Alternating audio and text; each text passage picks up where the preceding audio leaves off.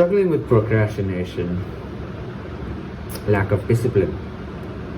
These are some of lack of motivation. So these are some of the things that we all suffer from. And we don't seem to realize the reason behind it.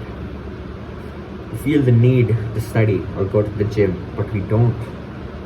And it's not a physical reason. Sometimes, oh, you've broken your arm. That's a different issue. But when we're completely physically capable, it's not a physical reason, is it?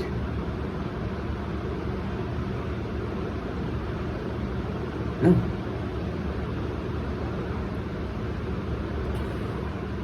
Even if your diet is shitty and making you groggy as hell, the reason your diet is shitty is because of a mental reason. That being poor mental health. It's just simple. It's not talked about though. It's so simple to understand that poor mental health leads to getting nothing done, but no one talks about it. No one realizes it. And I'm here to bring that awareness for you. My name is Tejas, and I'm here to tell you that mental health needs to be your top priority. And trust me, it has been my top priority for 6 months. Only 6. And I've completely transformed my life. Last year, and even last year, I was spending most of my time just video games, social media, all that bullshit that comes along with bad mental health. And I started to wonder, like, why am I like this? Why can't I do anything with my life? Because I had ambitions. I still do.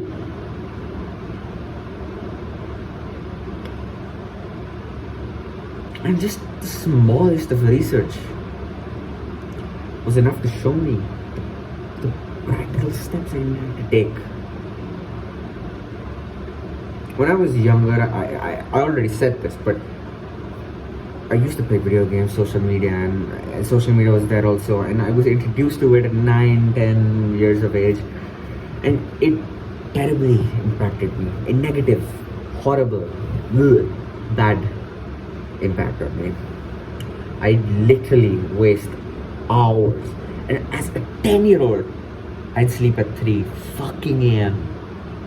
playing video games. Can you fucking imagine that? Is that fucking fathomable? How shit would you think my mental health is? And I showed signs of terrible mental health early on, like as that age only. But wait, no, not that age. What am I? Fucking 9 years old. Yes, that age, 3rd grade. I used to hang out with the people who made fucking fun of me. Can you imagine that? Because I was a loner, I had no friends, and I used video games as a form of escapism. To let myself escape from the world and try and better myself in the video game world. It just got worse. My anxiety got worse. My depression got worse. It became unstoppable. It was me. Like, depression was me. Do you understand that? What the fuck does that even mean? Right. Like, I was so consumed. I'm trying to say that I was so consumed in my video games that it made me sick. And I continue to play them, right? And this continuation of playing games and games and games is what led me to worse and worse symptoms.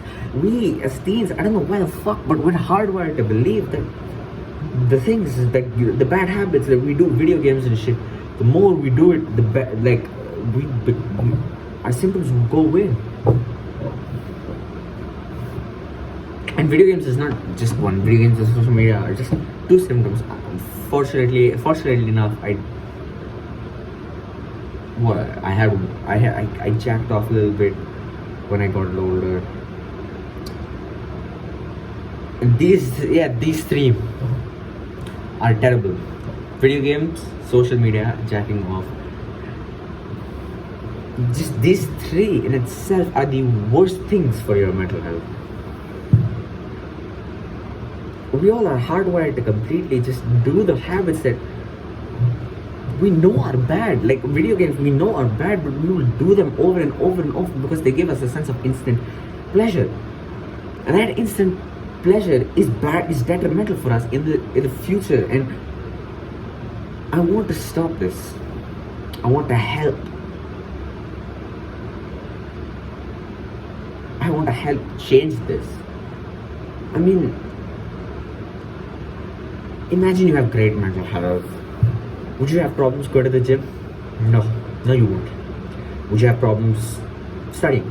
No, you won't. But on the contrary, if you have poor mental health, you do have issues. Right? You do have issues. And I'm here to help. I'll show you that I'll positively impact your mental health in the next 4 months if you just genuinely, I'm not even shitting you, follow these 3 steps and do it consistently. Consistency is key, brothers and sisters. If you're watching this, I don't know what the fuck you would, but consistency is key. And if you are consistent enough with these activities, make them a part of your self identity, that you are a person who does these 3 activities, you will be unstoppable in terms of your mental health. That it's just that. Before we start, though, first link in the description. There is a link. Copy that under Google and just take the test. See how much what your score is, and to see how. And this is just to look at how much better your mental health becomes over time. And after the 4 months, 4 weeks, sorry, my bad, if I said 4 months earlier, but after the 4 weeks, you'll see that there is an improvement in your mental health. I am so sorry.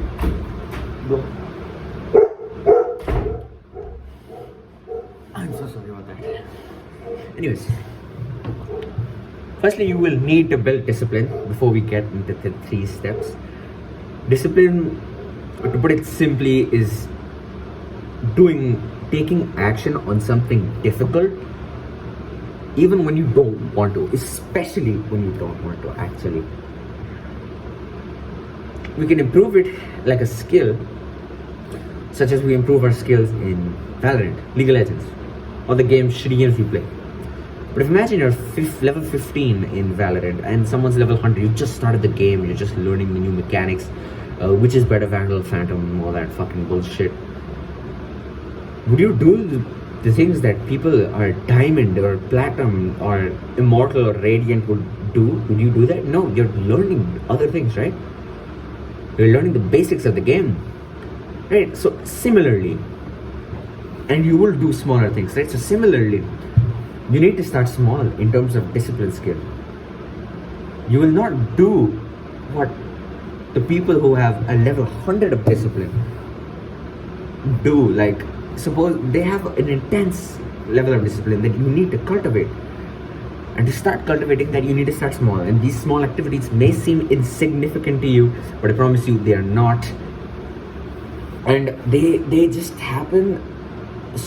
They start happening. You start building a skill when you start changing small increments of changing your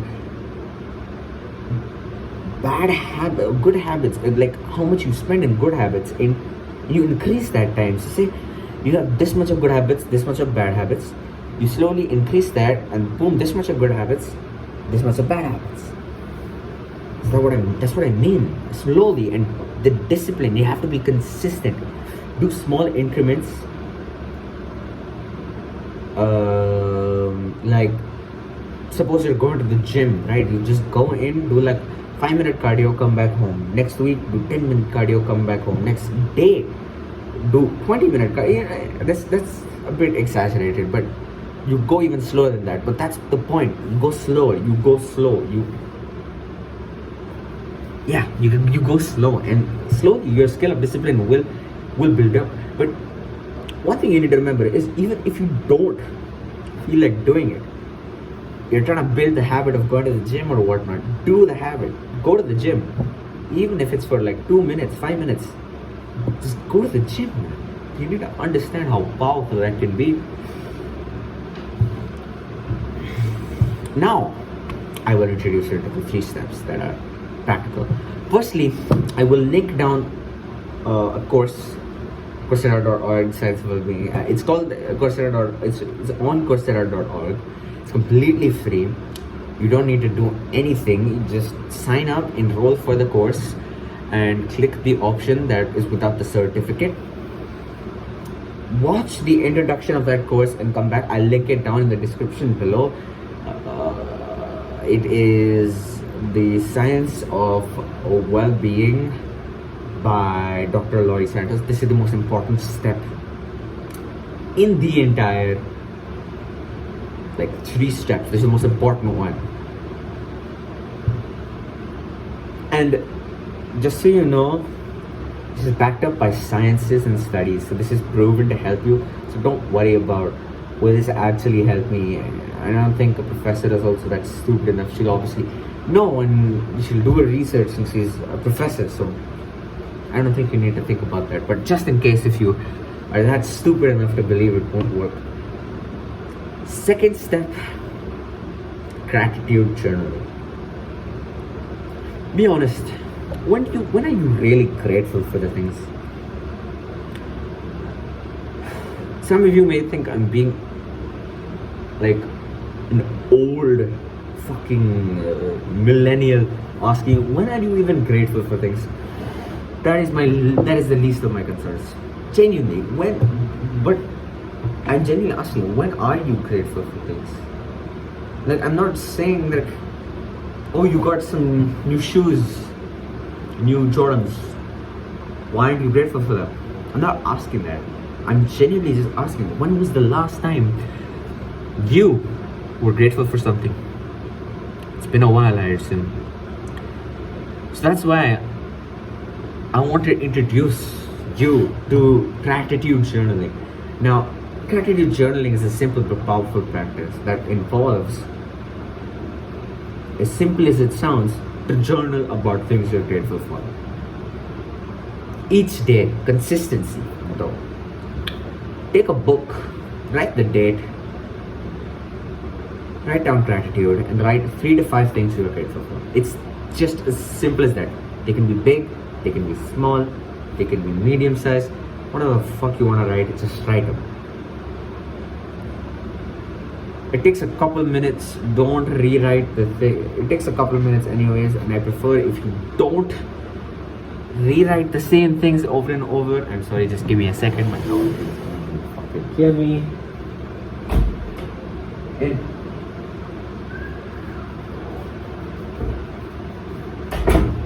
Alrighty. Again, I'm so sorry.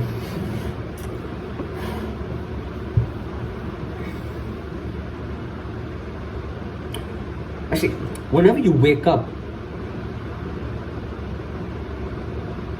just write down a couple of things you're grateful for. Genuinely, just write them down. Write a couple of things that you're grateful for.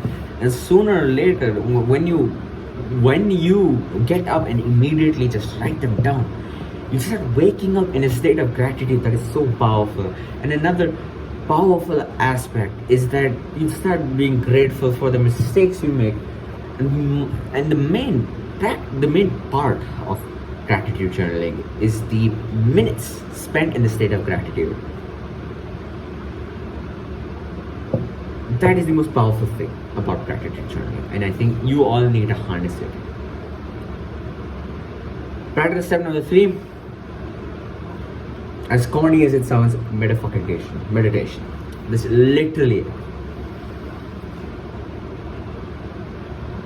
this is super important, because meditation is not only proven to improve the good part of your brain that goes away from social media.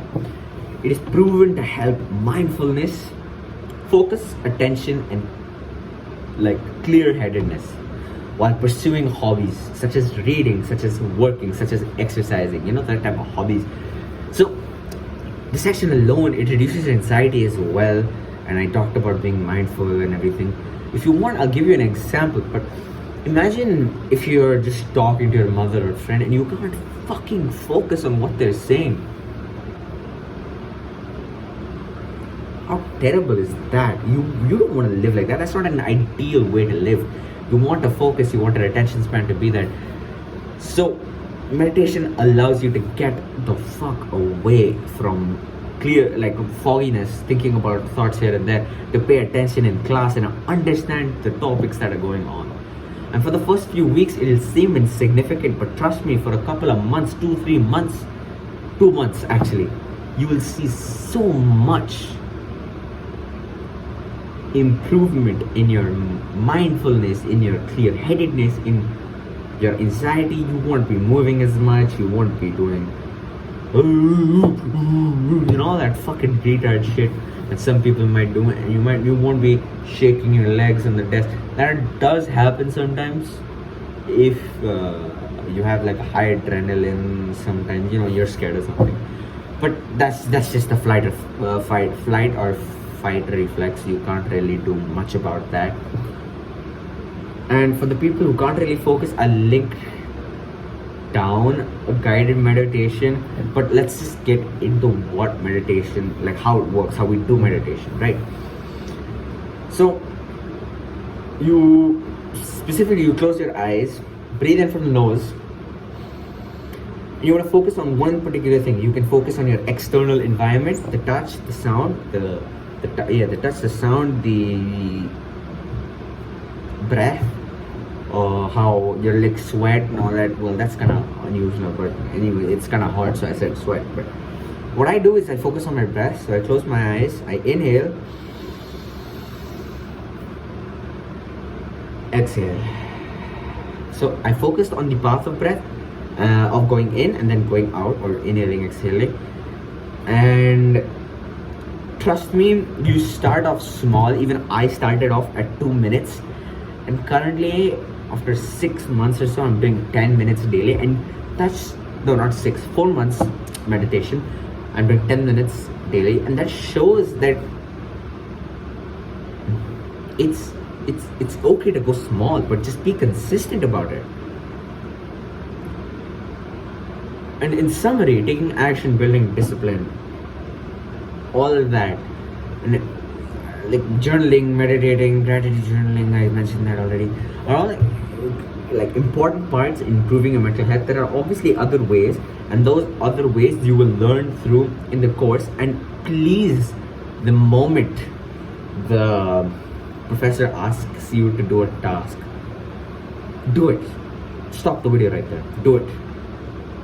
That's one way to learn. Stop the video. As soon as you hear, you're giving information about a task, pause the video, take your notebook, take your whatever the fuck she's asking you to do, write it down. If she's asking you to talk to someone, random stranger, go do it. Don't be a pussy bitch, motherfucker. Anyways, when you watch the course also, please, phones to the side. Genuinely, just resist. No Instagram, no YouTube, nothing. If you want, you can open up a Notion document, write your notes down. That's where I did. You can also write it on paper. It doesn't really matter. It's notes, sticks, whatever is faster for you. And consistently do these habits. Make sure you're not doing them once in like a week. Do them once a day with small increments. Once a week with a huge load. Like doing 2.5 minutes every day is extremely better than 30 minutes on one day. And because that won't reset shit, dog. I don't know where you might have heard that it will help you even more. Just because you're having more time doesn't mean it'll affect your brain longer. It'll affect the same. Doesn't make sense too, does it? So yeah, do this, be consistent. That's all. And please, if just be consistent, please. Okay, that's all I have to say. That's all for this video. Thank you so much for watching. I'll see you in the next one. Peace.